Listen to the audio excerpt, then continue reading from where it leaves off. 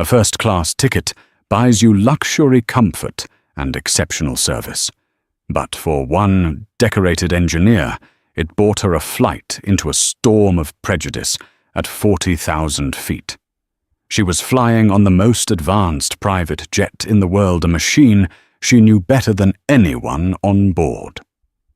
When the flight attendant, dripping with disdain, tried to eject her from the cabin, she unleashed a truth that would cause a corporate shockwave felt from the runway to the boardroom. This isn't just a story about an insult. It's about the catastrophic moment a bully picked on the one person who could dismantle their entire world with just 7 words. I know. I designed this jet. Stay with us as we unfold how this single sentence triggered a real-life avalanche of karma that was as brutal as it was deserved. The scent of success in the Aerovista Premier first-class cabin was a carefully curated cocktail-supple Italian leather, the faintest hint of cedarwood from the polished trim and the crisp ozonic smell of filtered air. For Dr. Kendra Donovan, it was also the smell of home. Not in a comforting sense, but in a deeply familiar one. She knew the precise tensile strength of the leather, the fire-retardant rating of the wood veneer, and the exact airflow velocity from the custom-milled aluminum vents. Her mind, a repository of blueprints and stress test data, saw the cabin not as a space of luxury, but as a symphony of engineering solutions. Kendra settled into seat 2A, a plush throne of cream-colored leather she had personally signed off on after 3 prototypes. She was dressed in a tailored navy blue pantsuit, her silk shell top, a soft counterpoint to the sharp lines of her jacket. Her hair was styled in neat professional locks, adorned with a few subtle silver cuffs that caught the light. On her wrist was a simple, elegant watch, a gift from her team at Gulfstream Aerospace Corporation, when the G800 project, her baby, had received its final FAA certification. She was flying from New York to a major aerospace conference in London, where she was the keynote speaker. Her presentation was on her laptop, a deep dive into the revolutionary aerodynamic efficiencies and bespoke interior technologies of the very aircraft she was currently sitting in. The boarding process was a smooth ballet of the affluent. A silver-haired man in a bespoke suit, Mr. Peterson nodded politely as he took his seat across the aisle. A young tech billionaire she recognized from a magazine cover slouched into 1A, already lost in his noise-cancelling headphones. Then came Brittany Walsh. Brittany was the lead flight attendant for the first-class cabin, a role she performed with the theatrical flair of a queen holding court. She had blonde hair, pulled into a severe immaculate chignon, and a smile that seemed permanently affixed, yet rarely reached her eyes. She greeted Mr. Peterson with a warm, "Welcome back, Mr. Peterson," the usual Macallan 18, before takeoff. "You know me too well, Brittany." He chuckled. She glided to the tech billionaire. "Mr. Gable, a pleasure to have you. Can I get you a freshly squeezed orange juice to start?" He grunted an affirmative, without looking up. Then she arrived at 2A. The smile faltered, becoming a tight, professional mask.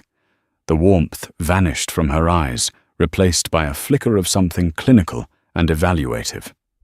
She scanned Kendra from head to toe, her gaze lingering for a fraction of a second too long on her locks, then her watch.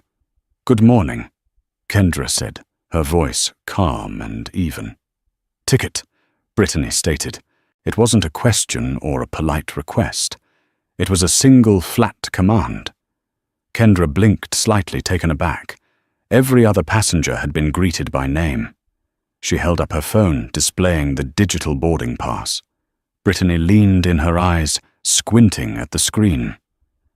"Donovan," she muttered, tasting the name as if it were an unfamiliar substance. 2A. Right. She straightened up her posture, rigid. "Pre-departure beverage." The question was clipped perfunctory. "I'd love a sparkling water with a slice of lime, please," Kendra replied, maintaining her composure. Brittany gave a curt nod and moved on without another word. Kendra watched her go, a familiar, weary feeling settling in her stomach. It was the subtle chill, the atmospheric shift she had felt 1,000 times in her life and career in university lecture halls, in boardrooms in high-end stores. It was the silent, wearying tax of being a black woman in a space where some people didn't believe you belonged. Mr. Peterson received his scotch in a heavy crystal tumbler. Mr. Gable got his juice. Other passengers were offered warm nuts and magazines. Kendra waited. 10 minutes passed. The cabin door was about to be secured. Brittany bustled past her 3 times, studiously avoiding her gaze. Finally, Kendra pressed the call button. The light pinged softly above her seat. A different flight attendant, a younger man with a nervous energy, appeared almost instantly. "Yes, ma'am. How can I help you?" "Hello. I'd ordered a sparkling water a little while ago. I was just wondering if it was still possible to get it before we take off." "Of course, my apologies," he said, looking flustered. He glanced towards the galley where Brittany was overseeing the final cabin preparations. She caught his eye and gave a nearly imperceptible shake of her head. The young man's face fell. He turned back to Kendra, his voice dropping. "I am so sorry, ma'am. It seems we're in the middle of securing the cabin for departure. We'll have to get that for you as soon as we reach our cruising altitude." Kendra knew a lie when she heard one. The cabin wasn't yet secure. The captain hadn't even made his welcome announcement. She saw Brittany in the galley pouring herself a glass of water from the very same pitcher. It was a petty, deliberate act of erasure. "I see," Kendra said, her voice betraying no emotion. "Thank you." She leaned back in her seat, closing her eyes and taking a slow, deep breath. This was a marathon, not a sprint. She had dealt with far worse than a denied glass of water. She had dealt with professors who questioned her math colleagues, who borrowed her ideas, and review boards who scrutinized her work with a suspicion her white male counterparts never faced. She had overcome all of it through sheer excellence and unwavering focus. She would not let this flight attendant on this jet of all places break that focus. As the plane ascended, a marvel of thrust and lift that she had helped calculate the service began. The young male attendant, whose name tag read Scott, diligently brought her the sparkling water, apologizing again. But Brittany was in charge, and she seemed determined to make Kendra's journey as uncomfortable as possible. When it was time for the meal service, Brittany approached with a tablet. "For your main course, we have the pan-seared halibut, or the filet mignon," she said, addressing the space just to the left of Kendra's head. "I believe I pre-ordered the roasted vegetable tagine," Kendra said politely. It was a standard feature of the premier service, selecting your meal up to 24 hours in advance. Brittany tapped impatiently at her tablet. "I don't see a pre-order on this manifest for seat 2A, so it's the fish or the beef." This was another fabrication. Kendra had received the confirmation email herself. The system was integrated, flawless. She knew because she had sat in the meetings with the catering software developers. It was not the system that was flawed. "I can assure you I did pre-order," Kendra said, keeping her tone level. "Perhaps you could double-check." Brittany sighed, a theatrical display of exasperation for the benefit of the other passengers. "I did check. There is nothing here. The manifest is the manifest. It's what we have loaded on board. Now, which one do you want?" Mr. Peterson, in 2B, looked over with a concerned frown. He could hear the escalating condescension in the flight attendant's voice. Kendra felt a spark of anger ignite beneath her calm exterior. This was no longer just poor service. This was a deliberate campaign of belittlement. She was being treated like a stowaway, an annoyance. "Fine," Kendra said, the word clipped. I won't be having a meal then." "Suit yourself." Brittany sniffed, turning on her heel and moving to the next passenger, her warm smile instantly reappearing. "Mr. Peterson, I trust the filet will be to your liking today." Kendra stared out the window at the deep, endless blue of the stratosphere. The window she was looking through was composed of a unique 5-layer acrylic and glass composite she had helped develop, designed to reduce cabin noise and enhance optical clarity. Her mind, her signature, was everywhere. Yet to this woman, she was invisible. She was less than nothing. She pulled out her laptop, deciding to channel her frustration into her work. She began reviewing her presentation, the slides filled with complex renderings and performance data.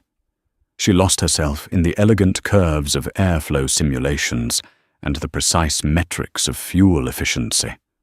An hour later, needing to use the restroom, she stood up. The first-class lavatory at the front of the cabin was occupied. She saw Brittany standing guard near the galley arms crossed. Kendra waited patiently by her seat. When the lavatory door opened and another passenger exited, Kendra moved to take her turn. Brittany stepped directly into her path, blocking her way. "May I help you?" Brittany asked, her voice laced with ice. "I'm just going to use the restroom," Kendra said, confused. Brittany looked her up and down again, her expression one of profound disbelief. "This lavatory is for first-class passengers only." The statement hung in the air, thick and poisonous. It was so blatant, so audacious, that for a moment Kendra was speechless. Scott, the junior attendant, who was clearing trays nearby, froze his eyes wide with shock. Mr. Peterson, who had been reading a newspaper, lowered it slowly, his jaw tight. "I am a first-class passenger," Kendra said, her voice dangerously quiet. Brittany let out a short, incredulous laugh. It was a sound of pure derision. "Look, I don't know what's going on here. I don't know if you're a guest of another passenger, or if your ticket is a staff travel pass that got you the wrong seat, but your little act is over." She gestured with her head towards the back of the plane. "The lavatories for the main cabin are that way, and frankly, that's where you should be sitting." The insult was no longer subtle. It was a declaration of war. Every head in the small, intimate cabin had turned. The tech billionaire had even pulled off one of his headphones. The air crackled with tension. Kendra looked at Brittany. She didn't see an airline employee anymore. She saw the embodiment of every doubt, every slight, every barrier she had ever faced. All of it was concentrated in this one woman's smug, prejudiced face at 41,000 feet inside the greatest professional achievement of her life. Her anger, so long suppressed, began to cool into something harder, something more precise. It became steel. She held Brittany's gaze, her expression unreadable. She let the silence stretch, forcing everyone in the cabin to sit with the sheer ugly weight of what had just been said. Then she spoke. Her voice wasn't loud, but it cut through the cabin with the clarity of a diamond blade. "You've made several mistakes today, Brittany." She began, her tone analytical, as if describing a failed stress test. "You denied me a pre-departure beverage. You lied about my pre-selected meal. And now you have publicly accused me of not belonging in a seat for which I paid full fare. You've done all this while standing in a cabin I know intimately."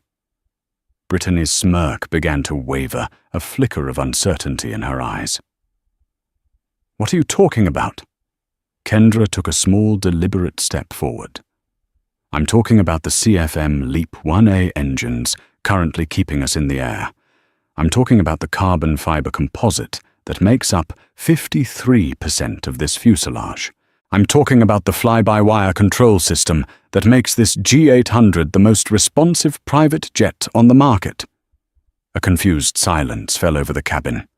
Brittany stared at her, her mind unable to process the technical jargon.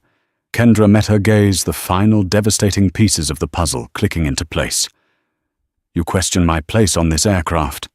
Kendra asked, her voice dropping to a near whisper, yet carrying an undeniable weight of authority. I don't just have a place on this aircraft. She paused, letting the moment hang in the air, a pendulum swinging towards its inevitable impact. I designed this jet. The silence that followed Dr. Donovan's statement was not empty.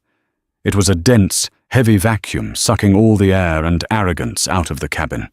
The 5 words, "I designed this jet," landed with the force of a sonic boom, shattering the fragile reality Brittany Walsh had constructed. Brittany froze. It was a complete system failure. Her mind, which a moment ago was running on a simple, ugly algorithm of prejudice, now blue-screened. The smugness on her face didn't just fade. It collapsed. Her jaw went slack. Her blue eyes, once cold and dismissive, were now wide with a dawning, uncomprehending horror. The carefully applied mask of superiority cracked, and for the first time a raw, primal fear was visible underneath. She looked at Kendra not as a target of her scorn, but as an incomprehensible, terrifying anomaly. What? What did you say? She stammered the words barely a whisper. Her voice, usually so crisp and commanding, was now a thready, broken thing. Kendra did not repeat herself. She didn't need to. The words were still echoing in the minds of everyone who had heard them. She simply held Brittany's gaze, her own expression, a mask of cold, implacable calm. It was the look of an engineer observing a catastrophic structural failure, knowing exactly which stress points had been overloaded and why the collapse was inevitable. It was Mr. Peterson from Seat 2B who broke the spell. He slowly lowered his copy of the Financial Times, the paper crinkling loudly in the silence. He looked from Kendra's resolute face to Brittany's crumbling one. "Well, I'll be damned." He breathed, a slow smile spreading across his face. He turned to Kendra. "Dr. Donovan, is it? My apologies, I didn't realize we had a luminary on board. I work in venture capital, mostly funding tech and engineering startups. I've been following the G800 program, a masterpiece of aeronautics." He extended a hand across the aisle. "Howard Peterson, a genuine honor to meet you." Kendra, without breaking eye contact with the petrified flight attendant, reached out and shook his hand firmly. "The pleasure is mine, Mr. Peterson." The gesture, the validation from a man Brittany clearly recognized as a member of the elite club she so desperately policed, was the final blow. Brittany stumbled back a step, her hand flying to her throat as if to stop a gasp. Her world was tilting on its axis. The woman she had dismissed, insulted, and tried to humiliate was not just a passenger. She was royalty in this specific flying kingdom. Every rivet, every circuit, every plush fiber of the carpet was a testament to this woman's authority. Brittany wasn't just insulting a customer, she was insulting the creator in her own temple. Scott, the junior flight attendant, looked like a deer in the headlights of an oncoming train. He knew this was a career-ending catastrophe, and he was in the blast radius. He looked at Brittany, then at Kendra, then back at Brittany, his face pale. "Brittany," he whispered, is that true?" Brittany couldn't answer. She just stared at Kendra, her mind racing, trying to find a foothold in the crumbling ruin of her certainty. A liar. This woman had to be a liar, a crazy person. She clung to that possibility like a drowning woman to a piece of wreckage. That's ridiculous," Brittany finally managed to say, her voice trembling. "You can't.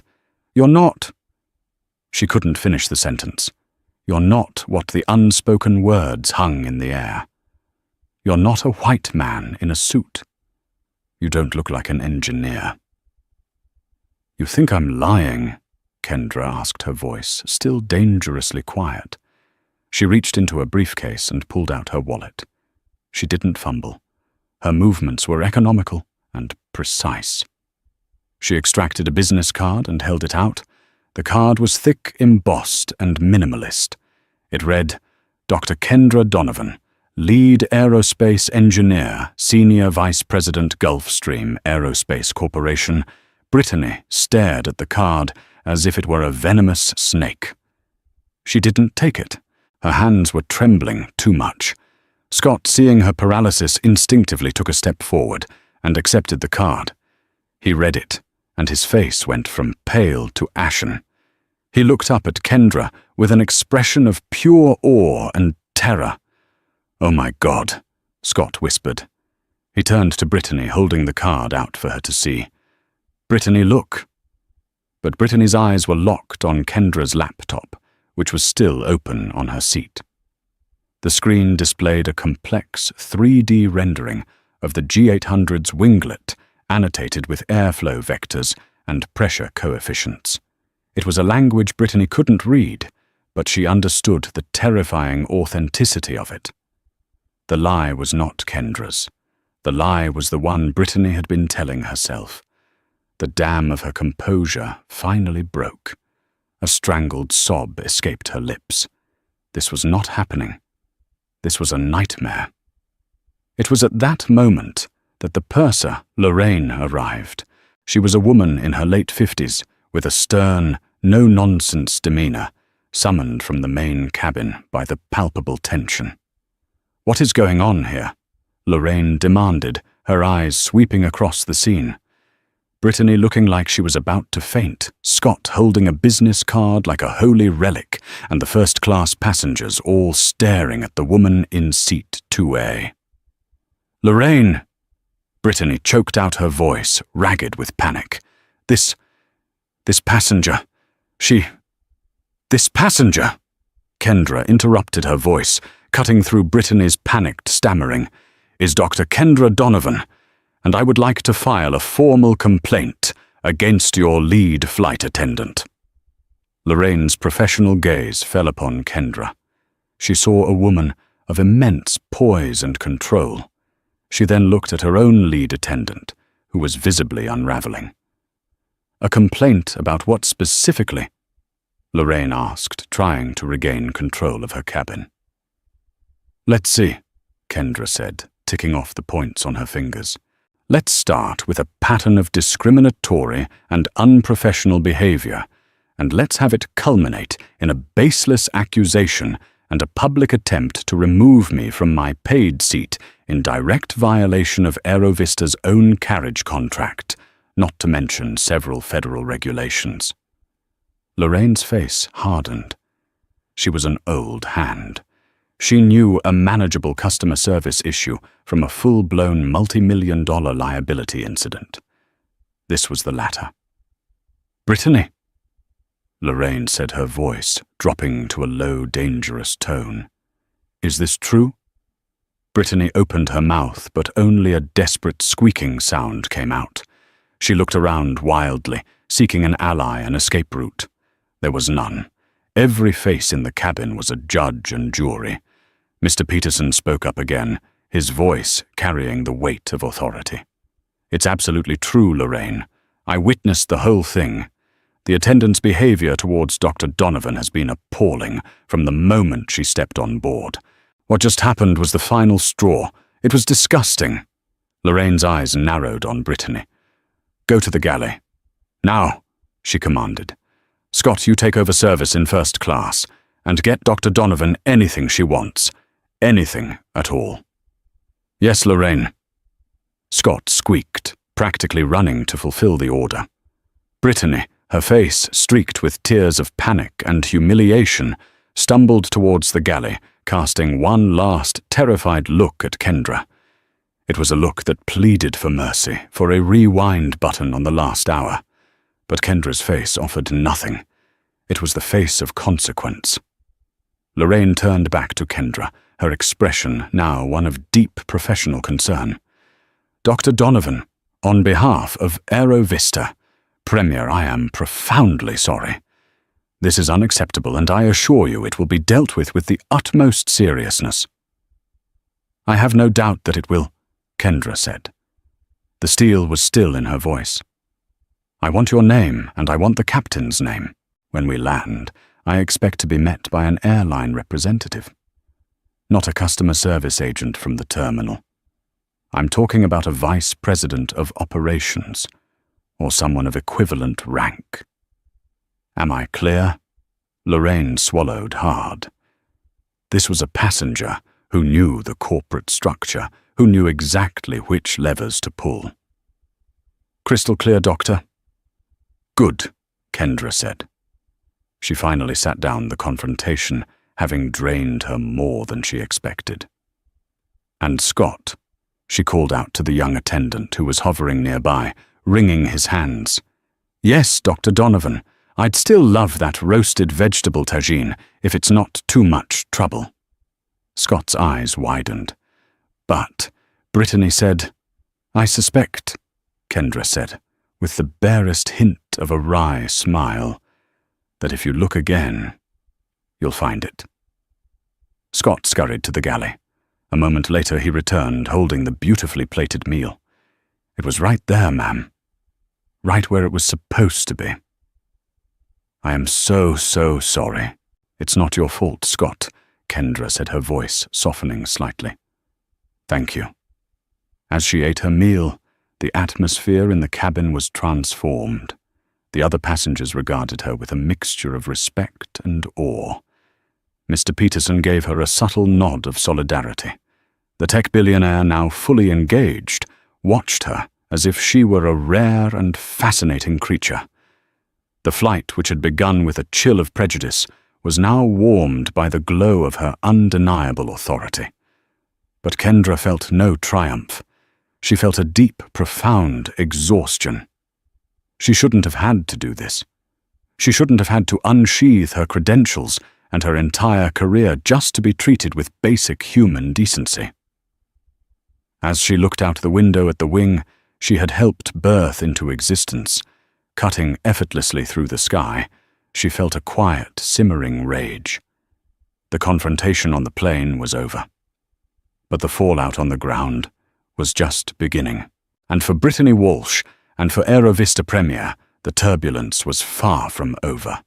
The descent into London, Heathrow was as smooth as silk, a testament to the G800's superior engineering. For most passengers, it was a gentle return to Earth. For Dr. Kendra Donovan, it was the transition from one battleground to another. For Brittany Walsh, hiding in the galley and attended to by a tight-lipped Lorraine, it was a descent into a personal hell she couldn't have imagined.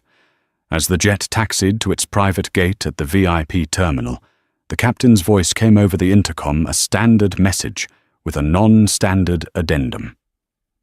And on behalf of the entire crew, I'd like to extend a special welcome to Dr. Kendra Donovan of Gulfstream. It is an honor to fly your creation. It was a clear public signal. The crew knew. The power dynamic had been irrevocably rewritten. When the jet bridge connected, Kendra remained seated, calmly gathering her belongings. She was in no hurry. She knew they would wait for her. Mr. Peterson paused as he deplaned. Dr. Donovan, he said, handing her his card. If you need a witness or anything at all, please do not hesitate to call. What I saw today was beyond the pale. Thank you, Mr. Peterson. I appreciate that more than you know, she replied sincerely. After the last passenger had gone, Kendra stood. Lorraine was waiting at the door, her face grim. Dr. Donovan, there is a representative waiting for you. Kendra nodded and stepped out of the aircraft she knew so intimately. On the jet bridge, two figures stood waiting. One was a uniformed airport operations manager. The other was a man in a flawlessly tailored suit, his face a mask of deep, practiced concern. He was lean, sharp, and exuded an aura of corporate power. Dr. Donovan, he said, stepping forward, his hand extended. My name is Robert Chen. I am the Senior Vice President of European Operations for Aerovista. The captain radioed ahead. Please allow me to apologize personally, and on behalf of our entire airline, for what you experienced on this flight. It is inexcusable. Kendra took his hand. His grip was firm, his eyes direct. This was the level of response she had demanded. "Mr. Chen, thank you for meeting me. I trust you've been briefed. A preliminary report from the purser." Chen confirmed, his tone grave.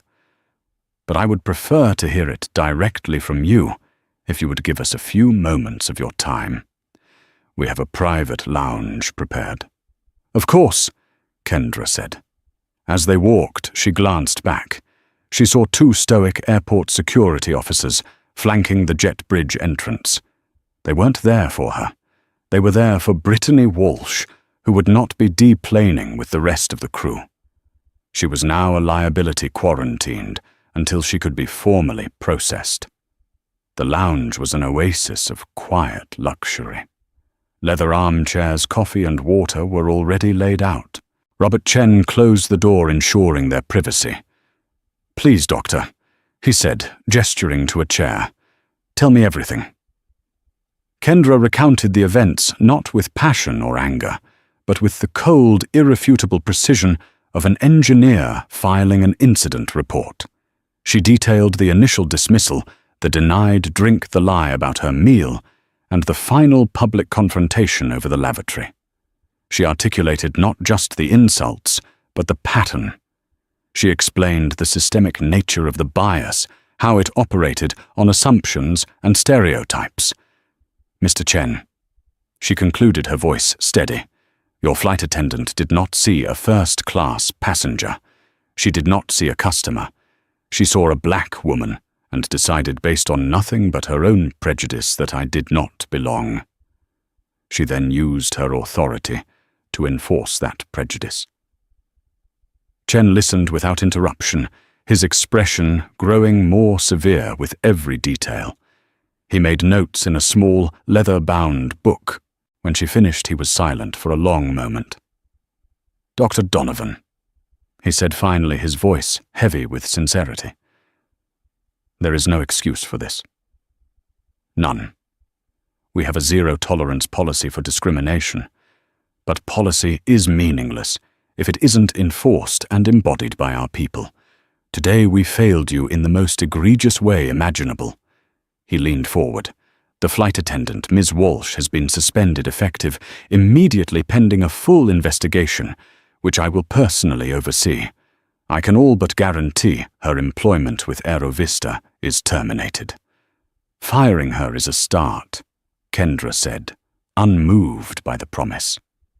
"But this is not about one employee, Mr. Chen. This is about a corporate culture that allowed her to feel comfortable enough to act that way in the first place. This happened in front of a cabin full of your most valuable customers. What message does that send?" This was the pivot. Kendra was not just a wronged passenger. She was a strategic thinker. She was now speaking the language of corporate liability and brand management. "This is not just an insult to me," she continued. "It's a potential liability for you and a major brand reputation issue for my employer Gulfstream. We have a multi-billion-dollar partnership with your parent company. Our clients, who are your clients, fly on these jets. If the perception is that the creator of the aircraft is harassed on board, what does that say about the safety and integrity of the service you provide to them?" Chen paled slightly. She had, in a few sentences, escalated this from a human resources issue to a C-suite board-level crisis. The partnership with Gulfstream was one of the jewels in Aerovista's crown. The idea of that relationship being jeopardized was a nightmare scenario. "You are absolutely right," Chen conceded, recognizing the checkmate. "This goes far beyond one employee. This requires a systemic response." He paused, choosing his next words carefully. "Dr. Donovan, what would you consider a satisfactory resolution?" This was the question she had been waiting for. "First," she said, "a full and formal written apology from the CEO of Aerovista, not just to me, but to Gulfstream Aerospace. Second, the immediate termination of Ms. Walsh is a non-negotiable starting point. Third, and most importantly, I want to know what you are going to do to ensure this never happens again." She leaned in, her gaze intense. "I'm talking about a complete overhaul of your bias and sensitivity training from the ground up. Not some online module your employees can click through. I mean real intensive training developed by experts, implemented across your entire workforce, especially your premium cabin crews." Chen was nodding vigorously. "Yes, of course. We can do that." "I have one more condition," Kendra added. "Aerovista will make a substantial donation, 7 figures, to an organization of my choice. I'm thinking of something like Women in Aerospace, which provides scholarships and mentorship to young women of color pursuing careers in STEM." She sat back, her terms laid out on the table. It was a bold, comprehensive set of demands. She wasn't asking for flight vouchers or a personal payout. She was asking for systemic change and restorative justice. She was leveraging her power, not for personal gain, but to make the path easier for those who would come after her. Robert Chen looked at her with newfound respect. He was dealing with a force of nature.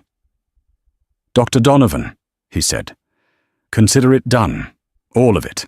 You will have a proposal outlining these steps on your desk and your CEO's desk within 48 hours. Meanwhile, in a sterile, windowless room in the airport's staff wing, Brittany Walsh's world was imploding. She sat opposite a stone-faced HR manager and her own union representative, who looked deeply unhappy to be there. I just thought there was a mistake," Brittany said for the 10th time, her voice cracking. The passenger she was being difficult from the start. She was demanding. "Ms. Walsh," the HR manager said, her voice flat and devoid of sympathy. "We have preliminary statements from 3 other first-class passengers and 2 crew members. Every single one of them contradicts your version of events. They describe your behavior as hostile, condescending, and overtly discriminatory." Those are direct quotes. The union rep shifted uncomfortably. This was an unwinnable case. "Passenger Donovan's laptop was open," the HR manager continued. She was reviewing schematics for the G800's fuselage. Her boarding pass was legitimate. Her meal was pre-ordered and located exactly where the manifest said it would be. You didn't think there was a mistake. You created a conflict based on a personal bias. "No, I'm not. I'm not like that," Brittany cried, tears of desperation streaming down her face. This couldn't be her life. She was a professional. People admired her. She was the queen of the first-class cabin. But the truth was far uglier, and it was a truth she had never dared confront. Her life was built on a foundation of insecurity. She had grown up in a working-class family, dreaming of the glamour she saw in magazines. The Aerovista uniform was her costume, her ticket to a world she felt she didn't belong in. She curated her social media to project an image of effortless luxury weekends in Paris shopping sprees she couldn't afford, all financed by a mountain of credit card debt. Her fiancé, a junior stockbroker named Kevin, was attracted to that image. He loved telling his friends he was engaged to a first-class flight attendant who hobnobbed with the rich and famous. Her prejudice was a defense mechanism.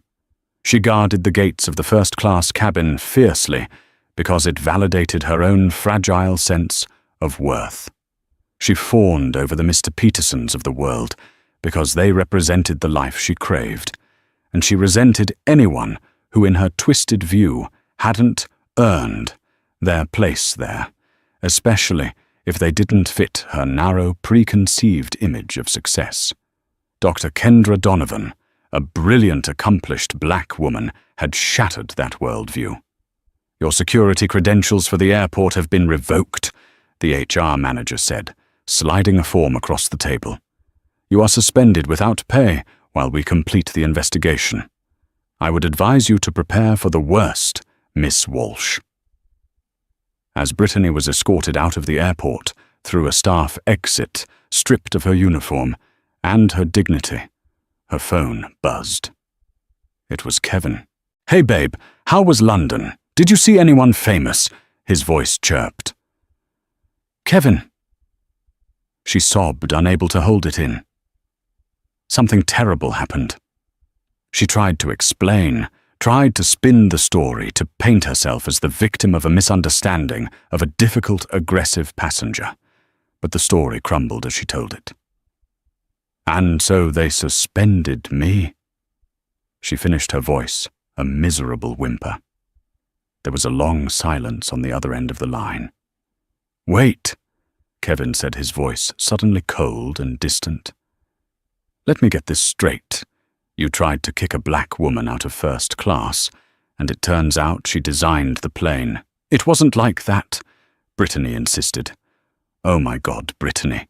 He groaned, a sound of pure social horror. "This is going to be everywhere, isn't it? My colleagues, my clients. What am I supposed to say, that my fiancé is some kind of racist who got fired in the most humiliating way possible?" "Kevin, please, I need you," she begged.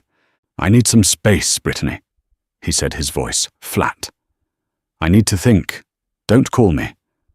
The line went dead.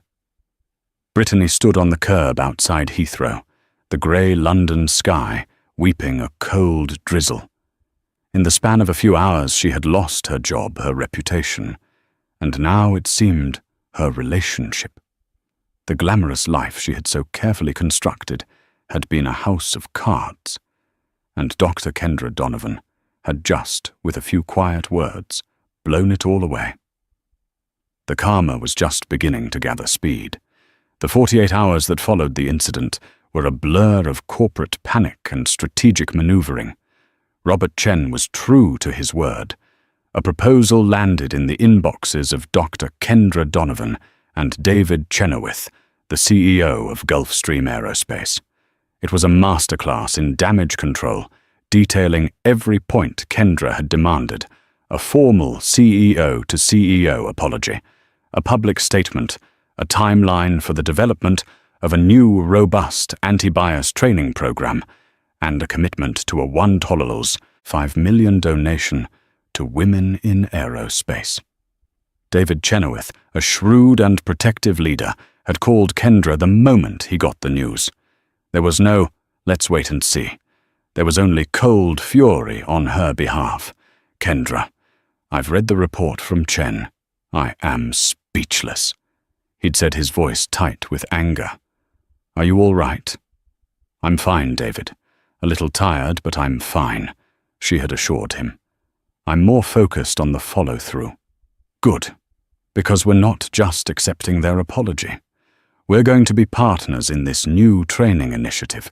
They want to fix their culture. Fine, they'll do it with our oversight. Your expertise, your experience, is now part of the solution, and they are going to pay handsomely for it." He was turning Aerovista's crisis into an opportunity not just for Kendra, but for the principles she stood for.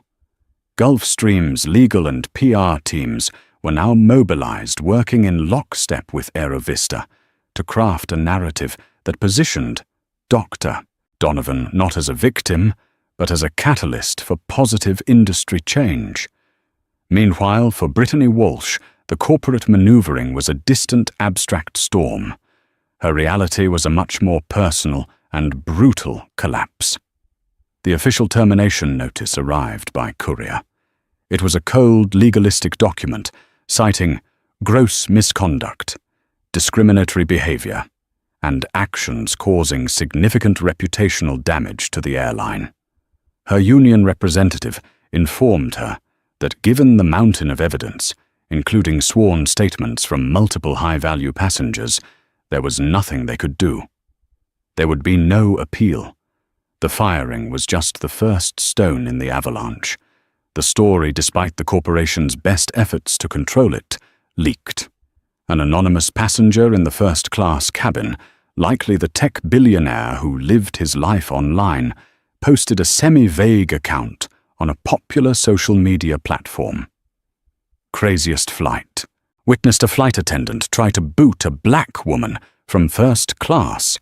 Turns out the woman was the lead engineer who designed the damn plane. You can't make this stuff up. The post went viral. Within hours, aviation bloggers and news outlets were digging. Using flight data and passenger lists, it didn't take long to piece together the details. Aero Vista Flight 101, New York to London Gulfstream, G800. Soon their names were attached. Dr. Kendra Donovan, celebrated aerospace engineer, and Brittany Walsh, flight attendant. Brittany's carefully curated Instagram feed, once a monument to her fantasy life, became a cesspool of public scorn. Thousands of comments flooded her pictures of champagne flutes and exotic locales. Racist in the skies. Imagine being this hateful and this stupid. Karma has your boarding pass, honey. She frantically set her account to private, but the damage was done. Screenshots were everywhere. The story was featured on morning news shows and in online tabloids. She was no longer just fired. She was infamous, a living meme for prejudice and stupidity. Kevin, her fiancé, saw it all. His phone buzzed with messages from his friends and colleagues, some gleeful, some pitying. A senior partner at his brokerage firm called him into his office. "Kevin," the partner said, looking uncomfortable. "We trade on reputation here. This association with your fiancé. It's not a good look. It suggests poor judgment." Kevin understood the subtext. He was now toxic by association. His own ambitions, his own carefully built career, were threatened by Brittany's actions. That night, he came to the apartment they shared, his face grim. "I can't do this, Brittany," he said, not even meeting her eyes. He placed a key on the kitchen counter. "My name is being dragged through the mud because of you. We're done." "Because of me?" She shrieked, the injustice of it all overwhelming her. "I made a mistake. I'm losing everything." "No," he said, his voice cold. "You didn't just make a mistake. You showed who you are, and it's ugly. I don't want that ugliness in my life." He walked out, leaving her alone, in the apartment she could no longer afford, surrounded by the props of a life that was never really hers. The financial collapse was swift and merciless. Without her salary, she defaulted on her credit card payments within a month. The threatening letters began to arrive first in red ink, then from collection agencies. The lease on her luxury apartment was in her name. Kevin was gone. Eviction notices followed. Desperate, she tried to find another job. But the airline industry is a small world. Her name was now poison. No major carrier would touch her. Even the budget airlines, for whom she had once felt such disdain, never called her back for an interview. The story of the flight attendant who insulted the plane's designer had become a cautionary tale, a legend whispered in crew lounges from Dubai to Los Angeles. She was forced to sell her designer bags and clothes on second-hand websites for pennies on the dollar. Each sale felt like peeling off a layer of her identity. She had to break her lease, losing her security deposit, and taking a massive hit to her credit score, which was already in freefall. She ended up moving back into her parents' small, cluttered house in a drab suburb, the very place she had spent her entire adult life trying to escape. Her parents, simple working-class people, were bewildered by the scandal. They loved their daughter, but they couldn't comprehend the person described in the news articles. "We didn't raise you to be like that, Brittany," her mother would say, her face a mixture of hurt and confusion. The hard karma wasn't just that she lost her job and fiancé. It was that she was stripped of the facade she had mistaken for a personality. Without the uniform, the first-class cabin, and the borrowed glamour she was forced to confront, the person she truly was, insecure, prejudiced, and deeply unhappy. There was nowhere left to run from herself. One evening, months later, she was sitting on her childhood bed, scrolling through job listings for waitressing positions and call center operators, anything to stop the financial bleeding. A news alert popped up on her phone. Gulfstream and Aerovista launch elevate a groundbreaking diversity in service initiative. She tapped on it, her finger trembling. The article featured a photo of Dr. Kendra Donovan and the CEO of Aerovista shaking hands at a press conference. Kendra looked radiant, powerful, and serene. The article detailed the new partnership, the multi-million-dollar investment in training, and the scholarship fund that had already received a flood of new donations. It quoted Kendra. "This isn't about punishing failure," Dr. Donovan was quoted as saying. "It's about engineering success. We can design the most sophisticated aircraft in the world, but the human element is paramount. We have an opportunity to ensure that the quality of our human interaction is as advanced and reliable as our technology." Brittany threw the phone across the room. It hit the wall with a dull thud. It was the crushing final irony. Dr. Kendra Donovan had taken the ugliness of that day, the ugliness that had come from inside Brittany herself, and had transformed it into something positive, something that would build careers and change an industry. Kendra was building a legacy. Brittany, meanwhile, was buried in the rubble of her own making. The world had moved on, not just forgetting her, but actively building a better version of itself on the ashes of her disgrace. The avalanche had run its course, and she was left at the bottom with nothing. A year can be an eternity, or the blink of an eye. In the life of a corporation, it is the span of a single crucial reporting cycle. 1 year after the infamous Flight AJ-112, the 54th floor boardroom at Aurajet headquarters was physically the same, yet spiritually unrecognizable. The suffocating fear that had once clung to the air like a toxic gas had been scrubbed clean, replaced by the bright, clean atmosphere of earned progress. The mahogany table still reflected the faces of the executives, but today those faces were not grim masks of anxiety. They were focused, engaged, and carried the quiet confidence of a team that had weathered a storm and emerged stronger. At the head of that table, Robert Maxwell stood with a posture that was subtly yet profoundly different. The slick, over-polished veneer of the career CEO had been stripped away, leaving behind a man who seemed more grounded, more substantial. The ordeal had aged him, etching new lines around his eyes. But it had also forged a new kind of authority in him, one born not from a title but from having stared into the abyss of his company's failure and clawing his way back. Dr. Serafina Dubois sat in her customary seat, a silent, powerful presence. Her gaze was as analytical as ever, but the icy edge had thawed, replaced by an intense, watchful focus. Before her was the quarterly report, but her real measure of success was the man speaking and the room listening. A year ago, Robert began, his voice steady and devoid of its former salesmanship.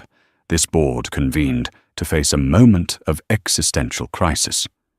Not a financial crisis, but a moral one. A crisis of culture. We were confronted with the undeniable proof that our brand promise, excellence in air, had become a lie. Dr. Dubois held up a mirror to us, and the reflection was unacceptable. He paused, letting the weight of that memory settle in the room. There was no shuffling of papers, no nervous coughs. There was only shared, sober recollection. Today I'm here to report on the work that has been done to shatter that mirror and build a new reality in its place. He clicked a remote, and the main screen lit up with a graph showing a steep upward trajectory. As you can see, our global Net Promoter Score is up 12 points year over year. A solid achievement. But this is the number I want you to focus on. He zoomed in on a subset of the data. Satisfaction scores among passengers who identify as racial or ethnic minorities have risen by 34%. This isn't just a metric. This is a sea change.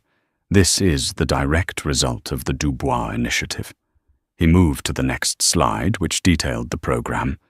Phase 1 was about triage implementing the new training, establishing the baseline.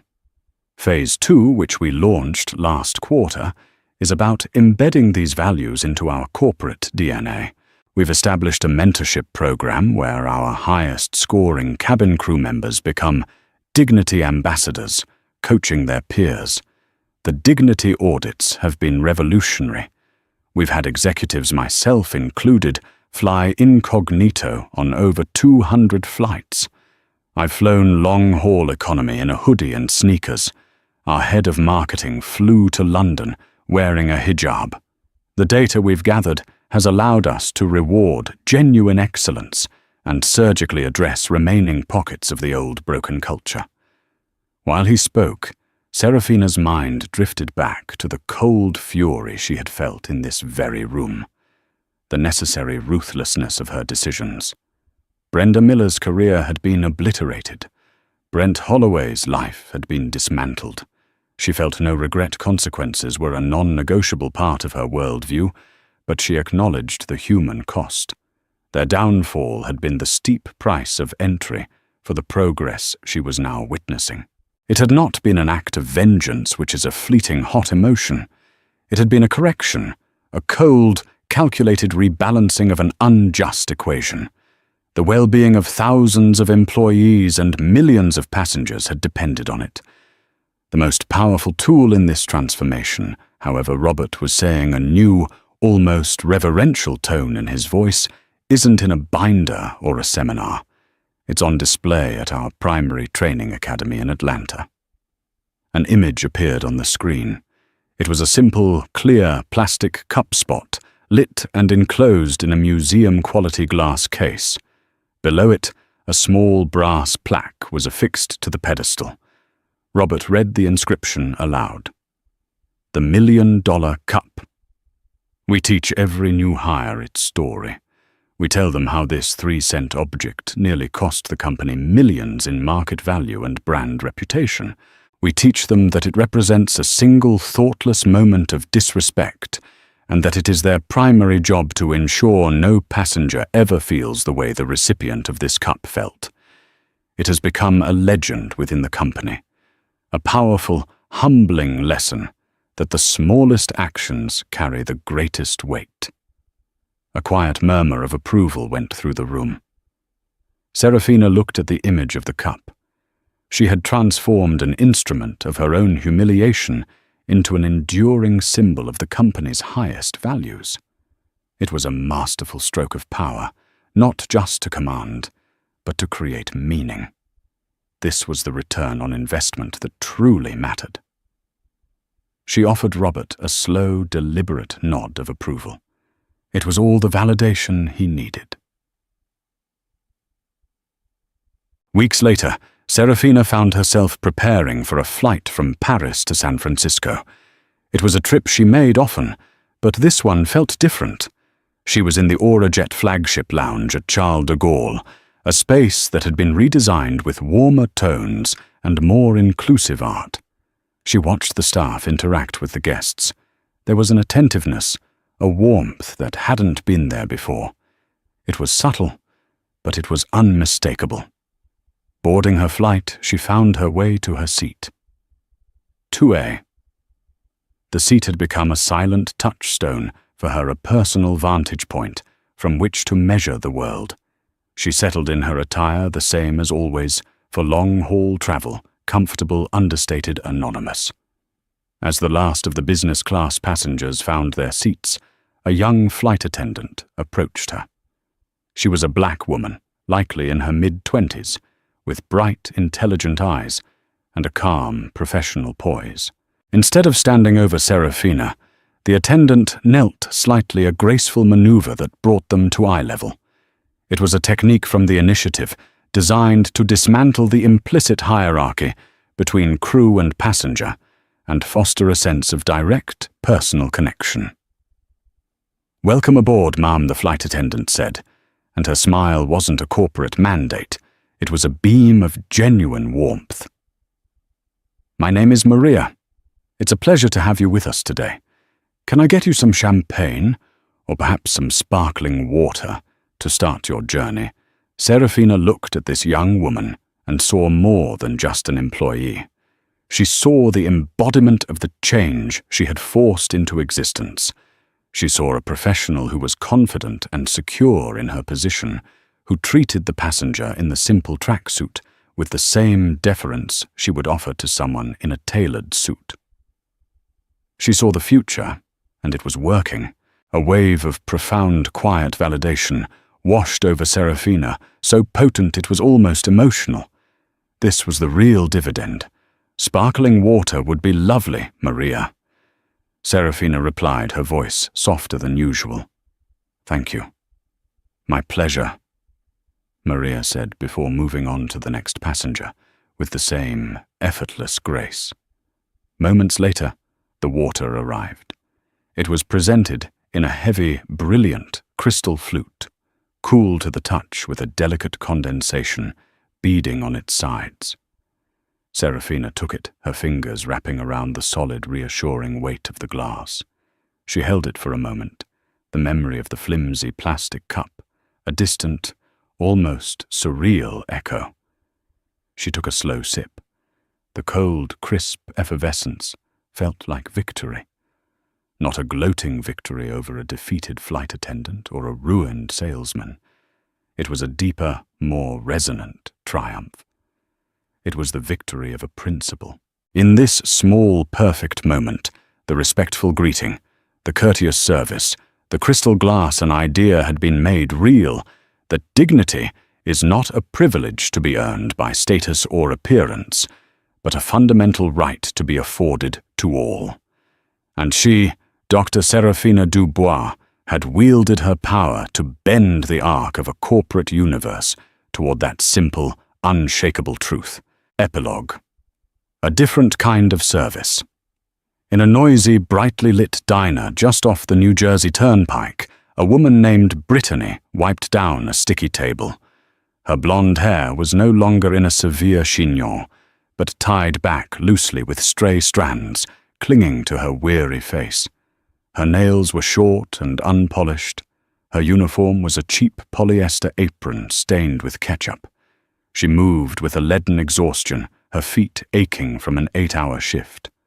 The work was grueling, the pay was minimum wage, and the customers were often rude and demanding. Here there was no pretense of glamour, no first-class cabin to guard. There was only the clatter of plates, the smell of grease, and the constant humbling reality of her new life.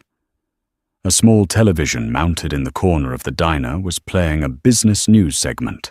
The face of Dr. Kendra Donovan appeared on the screen, accepting an Innovator of the Year award. She was elegant, poised, and smiling. The chyron read, "Kendra Donovan, changing the aerospace industry from the inside out." Brittany froze her hand, gripping the dirty rag. She watched as the woman she had tried to erase from a first-class cabin was celebrated by the world. She saw the strength, the intelligence, the grace. She saw everything she was not. A customer snapped his fingers. "Hey lady over here, my coffee's cold." Brittany flinched, the sound cutting through her trance. She turned away from the television, away from the image of Kendra's success and her own failure. "Coming," she muttered, her voice flat and empty. As she shuffled towards the coffee machine, she was hit by the full, crushing weight of her karma. It wasn't a dramatic lightning strike from the heavens. It was this. It was the quiet, grinding, day-after-day reality of a life diminished by her own hatefulness. She had been given a small amount of power in a luxurious, rarefied world, and she had used it to be ugly. As a result, she had lost that world forever. She was no longer serving champagne at 40,000 feet. She was refilling coffee in a roadside diner, invisible and anonymous, haunted by the ghost of the woman who had designed the jet. Conclusion. And so the story of Flight 101 comes to a close. It's a stark reminder that the world, while sometimes slow, has a powerful way of balancing the scales. Dr. Kendra Donovan's journey shows us that true power isn't just in what you can build, but in how you respond when your dignity is challenged. She faced down prejudice, not with rage, but with irrefutable excellence, and in doing so, didn't just win a battle. She redesigned the rules of engagement for an entire industry. For Brittany Walsh, the karma was not a single event, but a new harsh reality, a life stripped of its illusions. This story is a testament to the fact that character, in the end, is destiny. What do you think? Was the airline's response enough? Was Brittany's fate a just one? Let us know your thoughts in the comments below. If this story resonated with you, please hit that like button, share it with someone who needs to hear it, and make sure you subscribe for more true life stories of justice and consequence.